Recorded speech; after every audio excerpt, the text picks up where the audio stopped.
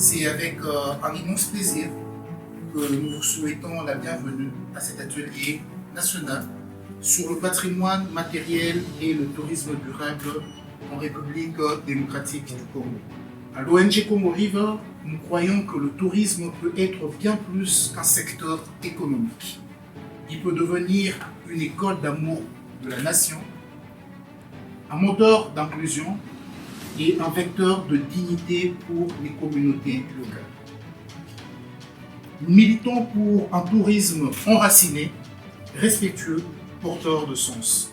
C'est dans cet esprit que nous avons voulu réunir ici des professionnels, des experts, des passionnés, mais aussi des artistes, non pas pour dresser une litanie de ce qui ne va pas, mais pour chercher ensemble des réponses concrètes, des idées mobilisatrices et des pistes solides pour que, dans quelques années, la République démocratique du Congo figure dignement parmi les grandes destinations culturelles et écologiques du continent africain.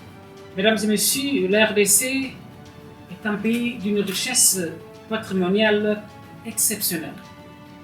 Les sites comme le complexe de Lovo, les grottes de Mbanzangung ou les chutes de Wangenia ou encore les parcs nationaux de Virunga, Kahuzi-Biega et Salonga inscrits sur la liste du patrimoine mondial de l'UNESCO. Ces sites témoignent de cette diversité unique qui caractérise la République démocratique du Congo. Pourtant, mesdames et messieurs, ce patrimoine reste encore trop peu connu, trop peu valorisé et parfois menacé. C'est pourquoi l'UNESCO, à travers son programme sur le patrimoine mondial et le tourisme durable, promeut une approche intégrée, fondée sur la coopération entre les parties prenantes, la planification à l'échelle des destinations et la participation active des communautés locales. L'organisation de cet atelier tombe à point nommé, car elle rencontre la vision managérielle ainsi que les objectifs soutenus dans notre programme d'action quinquennale 2024-2028, qui consiste à promouvoir et développer le tourisme de notre pays en mettant en place une stratégie globale qui tend à valoriser le potentiel touristique du pays tout en préservant le patrimoine culturel, historique et les écosystèmes naturels. À travers l'ONG Congo River, c'est toute la société civile congolaise que nous saluons et nous encourageons. En effet, Madame la DG, Mesdames et Messieurs, pour l'UNESCO, la société civile est une actrice essentielle de l'éducation environnementale, de la transmission des savoirs et de la promotion de la richesse culturelle et naturelle de la République démocratique du Congo. Tout en souhaitant aux participants que vous êtes des travaux fructueux, riches en propositions concrètes, nous réitérons ici le soutien de l'Office national du tourisme à l'organisation de cette activité et déclarons ouvert l'atelier sur le patrimoine matériel et le tourisme durable en RDC. Bonne chance et vous remercie.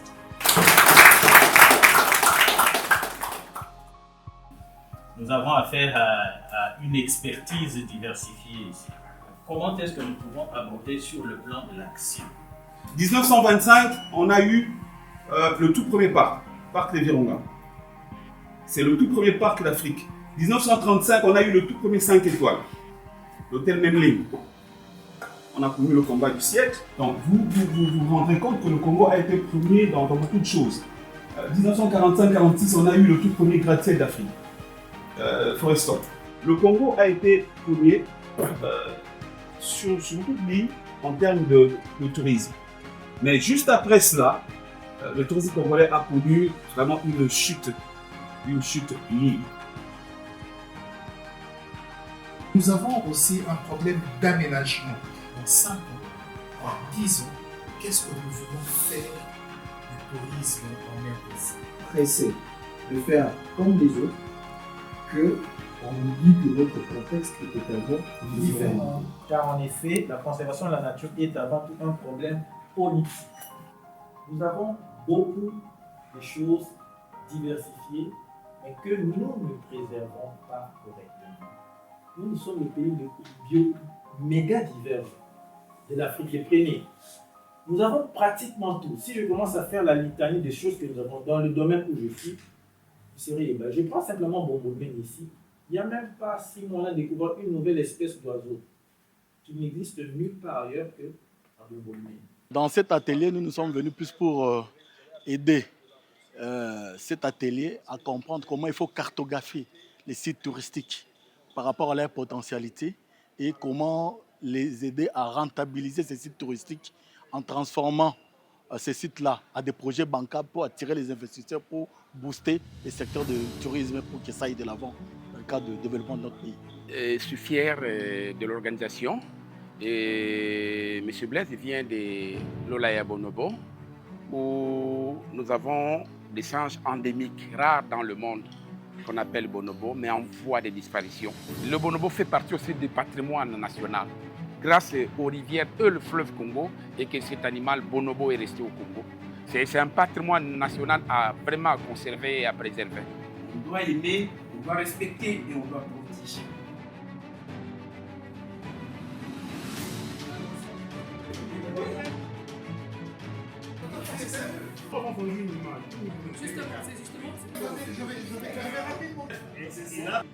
Effectivement, nous avons eu à présenter de manière très brève l'état de lieu du tourisme congolais. Nous sommes partis des années avant l'indépendance, c'est-à-dire avec l'arrivée du premier train à vapeur, avec les premières liaisons aériennes, mais aussi avec la création des tout premiers parcs comme Virunga en 1925, comme l'hôtel Memling, premier hôtel 5 étoiles dans l'Afrique noire en 1935, etc., jusqu'au combat du siècle. Mais après, malheureusement, le tourisme congolais a connu un moment de léthargie, mais il est en train de se réveiller, raison pour laquelle nous avons fait une étude SWOT. On a présenté les forces et les faiblesses. Pour la ville de Kinshasa, le quartier, vous prenez Victoire, Matondé, jusqu'au toute la partie là où il y a l'INA, l'actuel bâtiment, là. Toute cette contrée-là, c'est une zone culturelle. Vous savez que notre pays, c'est une terre de superlatifs culturels, touristiques, patrimoniaux.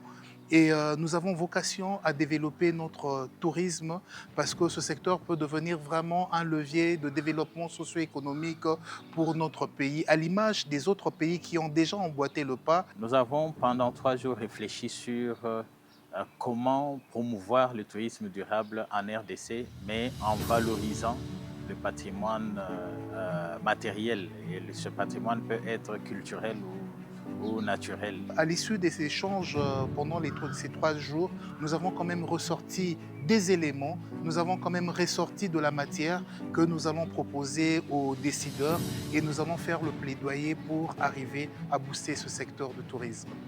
Il s'agit par exemple du secteur de l'identification et de l'inventaire du patrimoine matériel de la RDC pour avoir une offre touristique qui soit exhaustive, mais surtout qui soit avantageuse et pour la nature et pour les humains, mais également pour le secteur économique. Pour que le tourisme se développe, on a besoin de beaucoup de paramètres qui sont d'abord de la responsabilité de l'État. La question de visa, la question de l'accessibilité au territoire national. Les questions de sécurité, c'est des questions régaliennes qui sont l'apanage de l'État. Mais il y a aussi la question des infrastructures. Il y a la question même de l'identification, comme je le disais, de ce qu'il faut proposer. Et l'offre touristique doit être constituée de beaucoup de choses. Il y a la culture, mais il y a également la nature. Et la nature, vous savez qu'il y a certains sites qui aujourd'hui sont dans un espace qui ne peut pas être visité. Mais cela permet effectivement les réflexions ou les recommandations qui sont à donner sont d'abord au niveau de la prise décisions ou de la mise en place des stratégies ou des politiques qui puissent améliorer l'écosystème. Vous pouvez compter sur nous. On est là pour vous accompagner, pour apporter notre contribution à ce mur qu'on est en train de bâtir, de construire, à ce bâtiment qu'on est en train de construire, qui est le bâtiment d'un tourisme durable en République démocratique du Congo. Le potentiel est là, mes chers amis. Donc, il faut qu'on travaille ensemble. L'UNESCO est avec vous. On est ensemble.